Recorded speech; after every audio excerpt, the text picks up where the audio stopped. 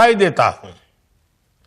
मैं textile, James and jewellery, leather and shoes, ऐसे हर sector से जुड़े साथियों को भी बधाई देता हूं। ये समझौता आपके लिए बहुत सहायक सिद्ध होगा। साथियों, इस ट्रेड डील से भारत में मैन्युफैक्चरिंग को तो बल मिलेगा ही, साथ ही सर्विसेज से जुड़े सेक्टर का भी और अधिक विस्तार होगा। ये फ्री ट्रेड एग्रीमेंट दुनिया के हर बिजनेस, हर इन्वेस्टर के लिए भारत पर कॉन्फिडेंस को और मजबूत करेगा। साथियों, भारत आज हर सेक्टर में ग्लोबल पार्टनरशिप पर बहुत अधिक काम कर रहा है। मैं अगर एनर्जी सेक्टर की ही चर्चा करूं तो यहां एनर्जी वैल्यू चेन से जुड़े हुए अलग अलग क्षेत्रों में निवेश की बहुत संभावनाएं हैं। भारत और यूरोपीय यूनियन के बीच अब एक और पुरानी लंबी ट्रेड डील पूरी होती हुई नजर आ सकती है। दरअसल भारत और यूरोपीय यूनियन लंबे वक्त से अटके फ्री ट्रेड एग्रीमेंट यानी कि एफटीए को अंतिम रूप देने की कगार पर है। आपको बता दें कि भारत और ईयू शिखर सम्मेलन यानी कि इंडिया ईयू समिट में ये डील होने की उम्मीद है, जिसे खुद यूरोपीय यूनियन ने मदर ऑफ ऑल डील्स का नाम दिया है। भारत और यूरोपीय यूनियन के बीच फ्री ट्रेड एग्रीमेंट पर बातचीत पहली बार 2007 में शुरू हुई थी। हालांकि 2013 में निलंबित हो गई और 2022 में फिर से शुरू की गई। लेकिन करीब 2 दशकों से रुकी हुई बातचीत के बाद दोनों पक्ष इस फ्री ट्रेड एग्रीमेंट को अंतिम रूप देने जा रहे हैं। ये एक ऐसा समझौता है जिसे यूरोपीय यूनियन के नेताओं ने सभी समझौतों की जननी यानी मदर ऑफ ऑल डील्स का करार दिया है। तो ऐसे में ये जानना बेहद जरूरी है कि क्या है इंडिया ईयू एफटीए यानी कि भारत यूरोपीय यूनियन फ्री ट्रेड एग्रीमेंट पर बातचीत 2007 में शुरू हुई थी, लेकिन बाजार पहुंच, लेबर स्टैंडर्ड, बौद्धिक संपदा और रेगुलेटरी नियमों को लेकर बार बार इसमें रुकावटें आती गई। वैश्विक व्यापार में अड़चने और बढ़ते संरक्षणवाद के बीच 2022 में वार्ता को फिर से शुरू किया गया और पिछले 1 साल में इसमें तेजी दिखाई दी।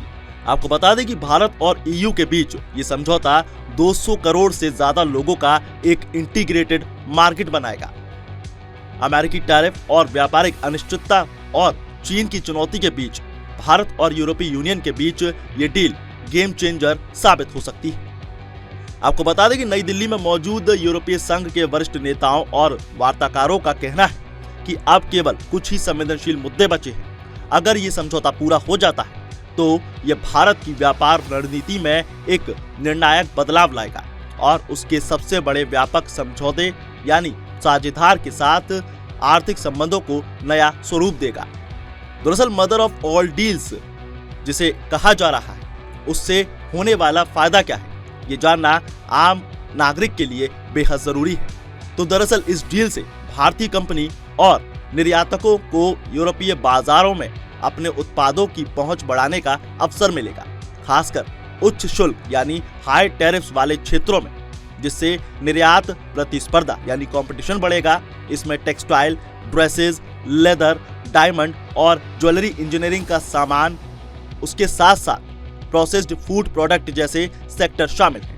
आपको बता दें कि यूरोपीय यूनियन के अधिकारियों और न्यूज एजेंसियों के मुताबिक इस प्रस्तावित समझौते का सबसे आकर्षक पहलू यूरोपीय कारों पर आयात शुल्क में भारी कटौती करने का भारत का प्रस्ताव है।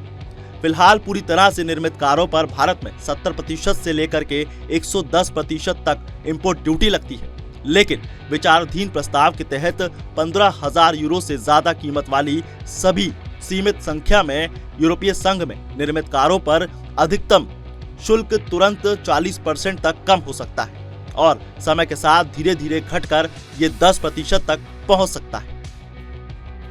आपको बता दें कि ये समझौता सेमीकंडक्टर, ग्रीन एनर्जी और डिफेंस सेक्टर में यूरोपीय और विनिर्माण इकाइयों यानी यूनिट्स को भारत में स्थापित करने का अवसर भी प्रदान करेगा। इस समझौते से यूरोपीय संघ की ऑटोमोबाइल यानी कारें, वाइन और रिपीटेड्स जैसी वस्तुओं पर भारत में लगने वाला आयात शुल्क कम हो जाएगा, जिससे वो भारतीय बाजार में तेजी से पकड़ बना सकेंगे। अब देखने वाली बात ये होगी कि इस डील में और क्या नए अवसर प्रदान किए जा सकते हैं। बहरहाल इस खबर में बस इतना ही। ज्यादा अपडेट्स के लिए जुड़े रहिए पंजाब केसरी के साथ। और आप इस डील को लेकर के क्या सोचते हैं, क्या देख रहे हैं, हमें कमेंट में जरूर बताइए।